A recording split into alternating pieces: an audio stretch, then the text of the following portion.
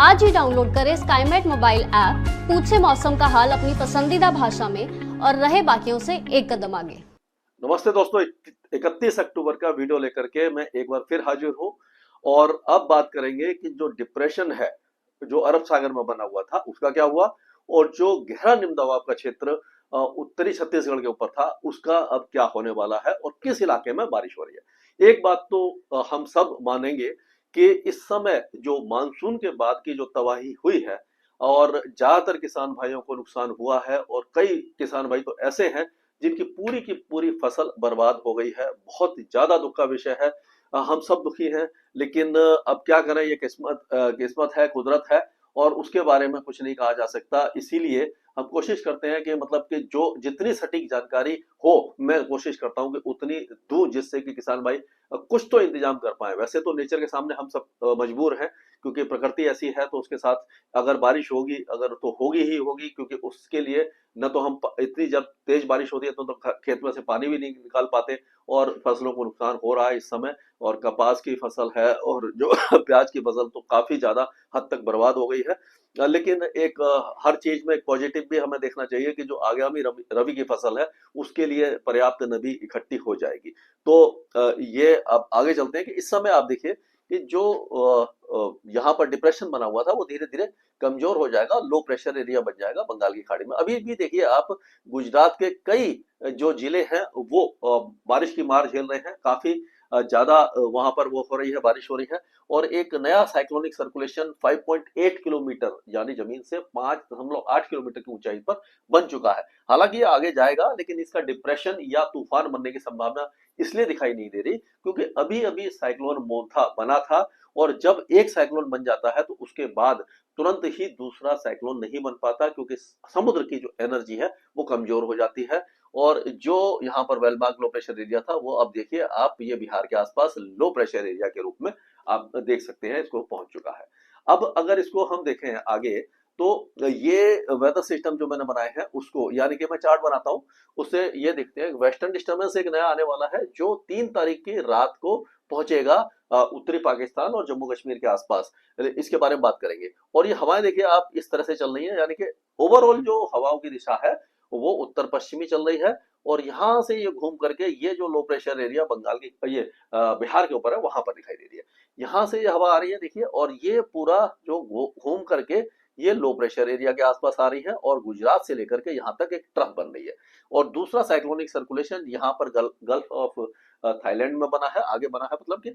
और ये सारा जो वेदर सिस्टम इसी तरह से आगे रहने वाला है। तो अब देखेंगे कि किस तरह का मौसम रहेगा इस इलाके में। तो अब देखते हैं कि ये जो बादलवाही है और जो विंड का डायरेक्शन है उसके हिसाब से हम बात करेंगे। तो आप देखिए ये उत्तर भारत में जो हवाएं हैं वो इस तरह से चल रही है। वेस्टर्न डिस्टर्बेंस यहाँ पर है, पीछे है, लेकिन हवाएं अभी इस तरह से चल रही है और यहाँ से ये देखिए घूम करके आ रही हैं। और ये जो नमी वाली हवाएं हैं यहाँ से, अगर इसको देखें हम, तो ये देखिए यहाँ से ये बंगाल की खाड़ी से नमी लेकर के ये मुंबई महाराष्ट्र यहाँ से होते हुए ये पूरे गुजरात में नमी लेकर के आ रही है। तो इसीलिए गुजरात में जो बारिश की गतिविधियां हो रही है, दिल्ली एनसीआर में भी आपने देखा होगा कि जो क्लाउड थे, मीडियम क्लाउड थे और कुछ लो क्लाउड भी बने थे। तो फरीदाबाद में, गुरुग्राम में, गुरुग्राम में तो एक आध जगह पर हुई थी, और नोएडा में बारिश हुई थी, और फरीदाबाद के कई इलाकों में अच्छी बारिश हुई थी। यानी कि ऐसा नहीं कि मूसलाधार, लेकिन लगातार रुक रुक करके बारिश हुई थी, रिमझिम बारिश हुई थी, जिससे पोल्यूशन आज काफी हद तक कम आ गया है। तो आगे की अगर हम बात करें, तो जैसे मैं बता रहा हूं आपको कि ये जो वेस्टर्न डिस्टर्बेंस है ये है 5 तारीख का, मतलब 5 तारीख की पिक्चर, 4 तारीख की पिक्चर है। तो इसमें आप देखिए कि वेस्टर्न डिस्टर्बेंस जैसे अभी तो दिखाई नहीं दे रहा, लेकिन ये 3 को पहुंचेगा और 4 तारीख को ये देखिए पूरा जो पाकिस्तान का इलाका है, यानी उत्तरी पाकिस्तान है, यहाँ पर जो पहाड़ी इलाके हैं वहां पर बारिश देगा और ऊंचे पहाड़ों पर स्नोफॉल देगा। और उसी तरह से आप देखिए जम्मू कश्मीर के ऊंचे पहाड़ों के साथ साथ ये लद्दाख में भी बारिश दे सकता है और जम्मू कश्मीर में स्नोफॉल दे सकता है। हिमाचल प्रदेश के ऊंचे पहाड़ों पर भी एक बार फिर से बर्फबारी हो सकती है। निचले इलाकों में बारिश की संभावना दिखाई दे रही है। उत्तराखंड में हालांकि बारिश कम रहेगी, 5 तारीख का। और induced cyclonic circulation central Pakistan पर बनेगा और उसी के प्रभाव से उत्तरी पंजाब और उत्तरी हरियाणा में भी बारिश की संभावना नजर आ रही है। और हो सकता है कि दिल्ली एनसीआर में भी 5 तारीख को बारिश, 4 या 5 तारीख को बारिश हो जाए, हल्की होगी लेकिन चांसेस बनते दिखाई दे रहे हैं। अब देखते हैं हम कि ये बाकी जो इलाके हैं, जैसे कि आगे चलेंगे तो ये अभी फिलहाल आप देखेंगे पहाड़ सूखे रहेंगे, पंजाब, हरियाणा, दिल्ली, पश्चिमी उत्तर प्रदेश का मौसम शुष्क बना रहेगा, लेकिन जो राजस्थान के पूर्वी जिले हैं वहां पर हल्की बारिश हो सकती है। कोटा, मुनीवारा, भीलवाड़ा, झालावाड़, टोंक, ये जो इलाके हैं यहाँ पर छुटपुट बौछारें पड़ सकती हैं। यानी नुकसान वाली बारिश नहीं होगी, लेकिन बारिश की संभावना हमें दिखाई दे रही है। अब ये जो गंगानगर, हनुमानगढ़, चूरू, बीकानेर, झुंझुनू, सीकर, अलवर, दौसा, करौली, भरतपुर, यहाँ पर चांसेस नहीं दिखाई दे रहे। जोधपुर, सिरोही, पाली, बाड़मेर, ये सारे इलाके भी सूखे ही रहने वाले हैं। अब उत्तर प्रदेश की बात करें तो उत्तर प्रदेश में आपने देखा होगा कि काफी जगह पर बारिश हुई है। पश्चिमी उत्तर प्रदेश में नहीं हुई, लेकिन मध्य भाग से लेकर के पूर्वी उत्तर प्रदेश तक अच्छी बारिश हुई है, और वो होनी थी क्योंकि उत्तरी छत्तीसगढ़ पर गहरा निम्न दबाव का क्षेत्र बना हुआ था। लेकिन अब आप देखिए कि ये जो हवाएं हैं इस तरह से ये घूम के आ रही है यहाँ से। अगर इसको मैं वैसे बनाने की कोशिश करूँ, आप देखिए तो ये हवाएं जो है यहाँ से आ रही हैं, और ये अभी थोड़ा सा पैन को ढंग से चला लेते हैं, क्योंकि हाँ ये तो एक मिनट थोड़ा सा मेरे साथ पेशेंस रखें तो अच्छा है। हाँ तो ये अभी भी शायद पैन नहीं चल रहा, चलो छोड़िए, ये चल जाएगा। अब शायद चलेगा। हाँ, तो ये देखिए यहाँ से ये घूम करके आ रही है, और ये लो प्रेशर एरिया बना हुआ है, और यहाँ से भी आप देखिए ये हवाएं घूम करके आ रही है, ये नमी वाली हवा यहाँ से आ रही है, और ये सूखी हवाएं आ रही है, और यहाँ से ये नमी वाली हवाएं इस जगह पर आ रही है। तो ये देखिए नमी वाली हवा यहाँ से लेकर के ये अरुणाचल प्रदेश और असम तक आ रही है। उपहिमालय पश्चिम बंगाल, नेपाल की पहाड़ी में बहुत अच्छी बारिश हुई है, बिहार में अच्छी बारिश हुई है, बहुत ज्यादा भारी बारिश हुई है। तो ये सारे इलाकों में अभी भी आज भी, यानी उप हिमालय पश्चिम बंगाल, सिक्किम और असम के कुछ इलाके, अरुणाचल प्रदेश के इलाके, उत्तर पूर्वी और उत्तरी बिहार में भारी बारिश की संभावना नजर आ रही है। और ये ज्यादातर इलाके बारिश देखेंगे इसमें, खास करके इररिया, अररिया, किशनगंज, सुपौल, खगड़िया, भागलपुर, पूर्णिया, कटिहार, ये इलाके बारिश देखेंगे। चंपारण, सीतामढ़ी, ये जो इलाके हैं यहाँ पर भी अच्छी बारिश, तेज बारिश होगी। बाकी इलाकों में हल्की से मध्यम बारिश होगी। और झारखंड के भी ज्यादातर इलाके और उड़ीसा, गंगे पश्चिम बंगाल, यहाँ पर भी बारिश होगी। और पूर्वी उत्तर प्रदेश से लेकर के मध्य भागों तक, यानी कि आप लखनऊ, कानपुर में हल्की बारिश हो सकती है, उसके आगे आप जाएंगे तो अयोध्या, फैजाबाद, मऊ, गाजीपुर, बलिया, सिद्धार्थनगर, कुशीनगर और गोरखपुर, बस्ती और प्रयागराज, भदोही, जौनपुर, मिर्जापुर, ये जो इलाके हैं यहाँ पर चांसेस दिखाई दे रहे हैं। चित्रकूट वगैरह में बारिश की संभावना दिखाई दे रही है आज।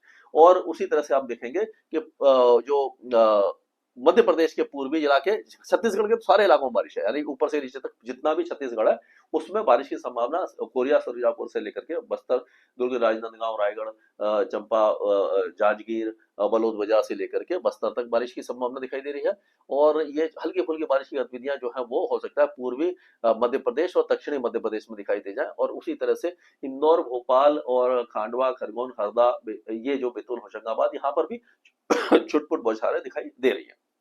अब गुजरात की अगर बात करते हैं तो सबरकांठा, बनासकांठा, महेसाना, पाटन, ये जो इलाके हैं यहाँ पर लगातार बारिश हो रही है। बहुत ज्यादा नुकसान हुआ है, लेकिन यहाँ पर बारिश कम हो जाएगी, लेकिन अभी भी 2 दिनों तक यहाँ पर बारिश की संभावना बनती दिखाई दे रही है।